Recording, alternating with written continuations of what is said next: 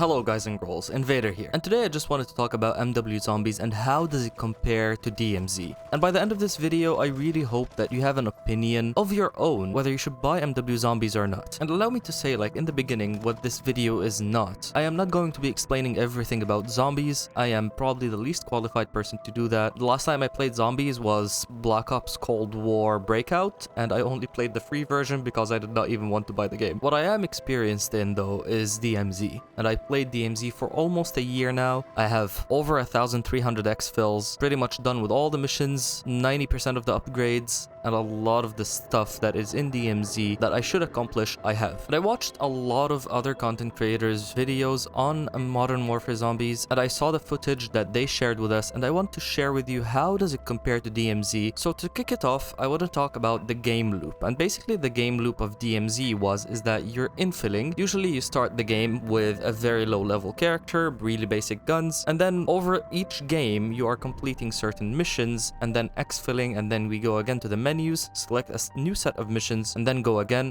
Every single time you are getting better gear and getting higher levels with your character, making you stronger and stronger as you progress within the game. Now, similar to DMZ, MW Zombies will also have contracts which you can accomplish, such as deliver cargo, intel contract. There's also the strongholds are coming back with the AI faction, like the bots, and I heard that strongholds are gonna lead you onto like bigger strongholds or like harder strongholds, and then you end up in something called a fortress, which will have its own boss. And there have been like a few leaks on what the bosses' names are, but basically I'd imagine similar to how we have bosses in DMZ, like the Juggernaut, the Chemist, the Pyro, and whatnot. We will have similar bosses locked behind fortresses in Modern Warfare Zombies. And I can very much imagine that these bosses will be part of the progression, part of the mission system, or maybe even the contracts to earn you better gear or maybe better guns, so on and so forth. Insured slots are also making a comeback. Insured slots were always a contention point within DMZ because they made the game much easier. Even if you are a very low level character within the missions and the tiers, you can still infill into DMZ with the best gun in the game, which is like the meta gun of the time, maybe your favorite sniper, and you don't have to earn that within the game. You can just take it in within the insured slots. But insured slots arguably make the game easier and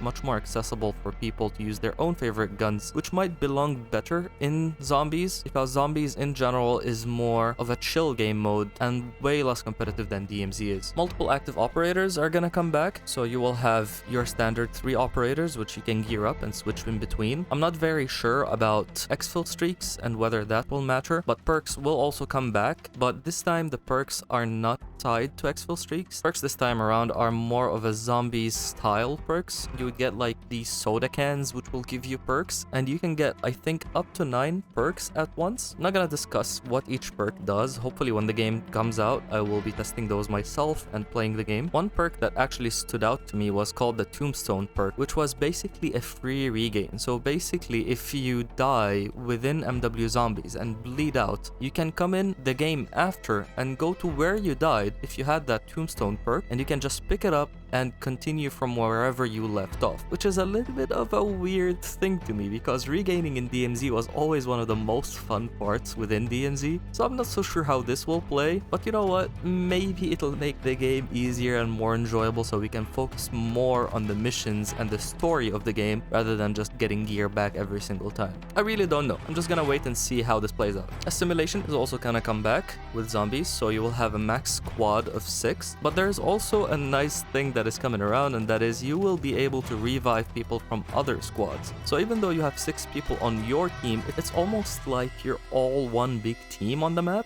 But I guess when you do a contract, only your team will get the reward for it, not the entire map. This might make for very wholesome moments and very cooperative moments within MW Zombies, and honestly I can't wait to experience it myself. Match timers is now way longer than DMZ. Usually in DMZ you get that match timer between 30 to 40 minutes considering final exfil. In Zombies it's gonna be 1 hour, so 60 minutes each match. Usually in DMZ your main threat when exfilling is gonna be players, sometimes exfil campers, some people that are very hated within the DMZ DMZ community, there's always that team that is just passing by and they see your exfil flare and try to push you as you are trying to exfil. These are technically not exfil campers, but still they are a big threat to you in DMZ when you're trying to exfil. And since PvP is not a part of Modern Warfare Zombies, your main threat will be zombies, and what I heard is that whenever you're gonna call exfil, you're gonna get a load of zombies spawn on you and they're gonna try to kill you before the exfil chopper arrives. And this brings us to something that I really want to talk about regarding DMZ and how Modern Warfare Zombies solves that, and that is PvP. PvP was always this controversial point within DMZ, because DMZ was like the first mode that was introduced to us where friendliness is an option without actually breaking the loop of the game. Because right now, if you say teaming to any Warzone player, they will say, oh yeah, these are scumbags that they're teaming. But if you are teaming in DMZ, it is a very much celebrated thing. Like, especially if you are exfilling, let's say, with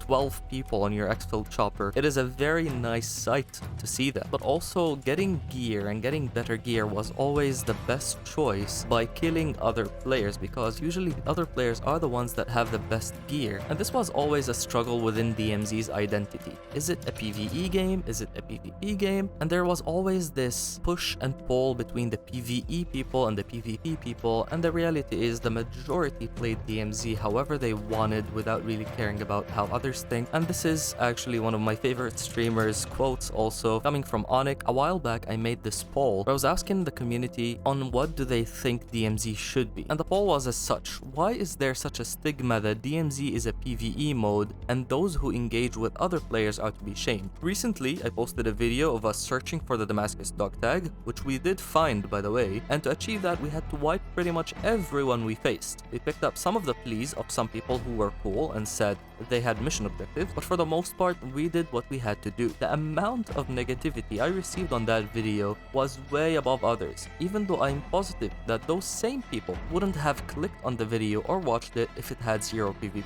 What team are you on? Do you think PvP should be shamed in DMZ, or just let people play whomever they like?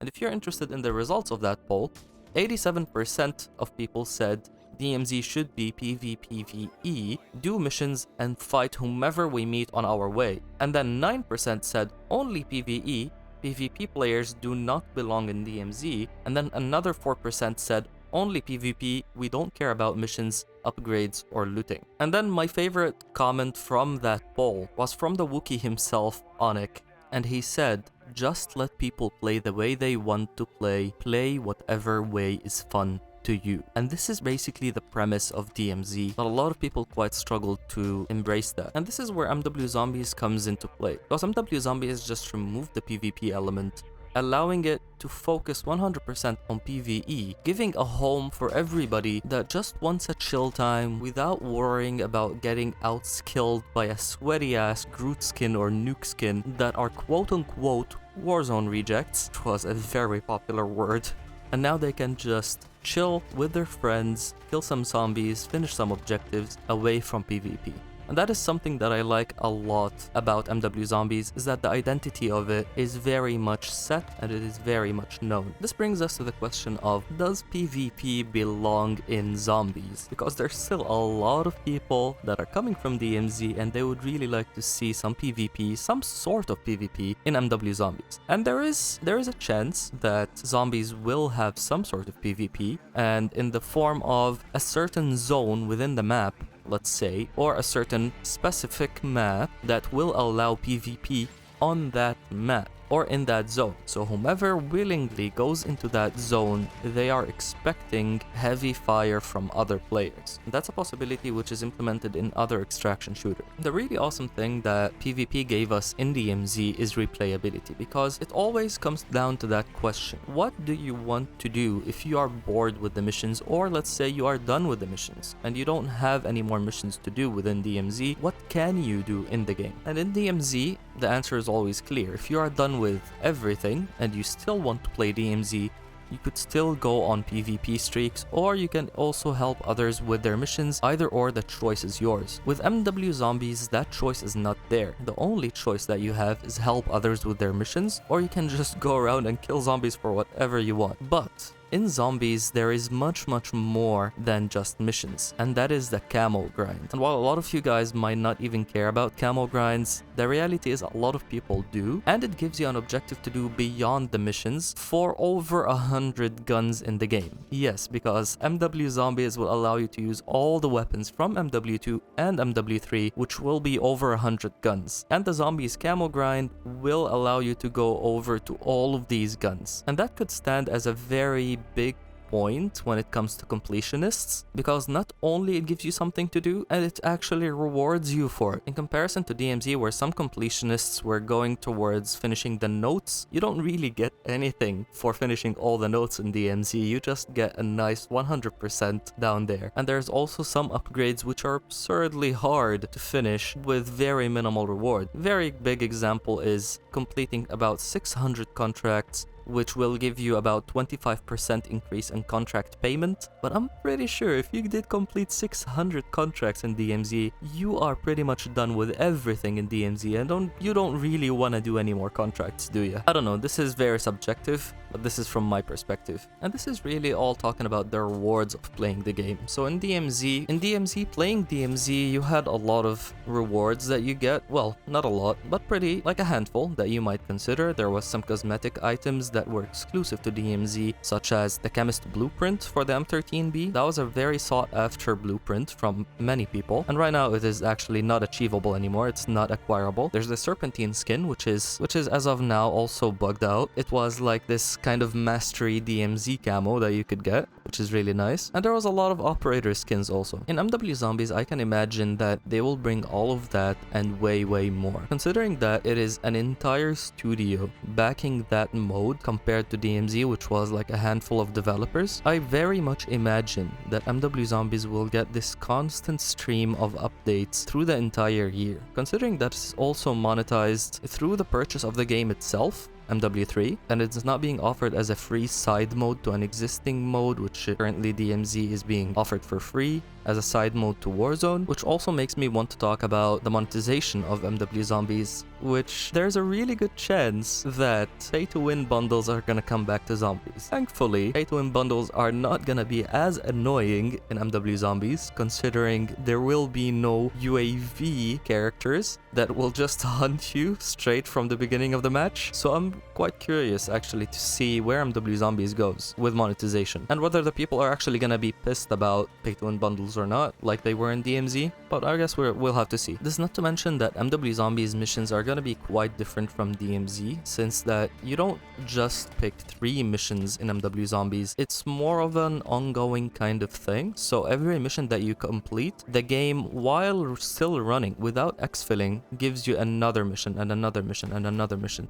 So you have this kind of string of missions as you are completing them, and you don't have to go back to the menu and exfil to complete the mission. And then at multiple points in the game, you will be taken to specific Zombies maps developed by Treyarch, so you can finish a certain story, probably with cutscenes also, all to develop the story, which is way much more than we ever got in DMZ. So my final thoughts are, DMZ was a beta. DMZ was a little bit of a testing ground for how would an extraction shooter play within the COD universe. And while it was fun, while it lasted, it very much seems like the developers are cutting support for DMZ, and all the indicators seem to be going that way, considering that they are bringing in insanely grindy missions. And then now we heard that envadr is actually gonna stay for DMZ, and DMZ will become downloadable separately from Warzone. So if you need to play DMZ, you will have to download DMZ separately from the new version of Warzone. It's gonna stick with the old mechanics of MW2, no slide cancelling, no tac sprint refresh, no new perks, no new guns, the same visual recoil, the same mechanics. It will stay as we know it today. So it is pretty much clear that support is gonna move very heavily towards Zombies, with all the new guns and the new movement and the new mechanics coming to Zombies, and a lot of money flowing into Zombies. I can very confidently say that Zombies is gonna be a very pleasant experience experience for a lot of us DMZ players, and if you always itch for that PvP, then you can always play Warzone, where PvP will 100% belong and no one will shame you for shooting another player. And keep in mind, Warzone will continue to be free, so you will get access to all the new guns, all the new modes, all the new mechanics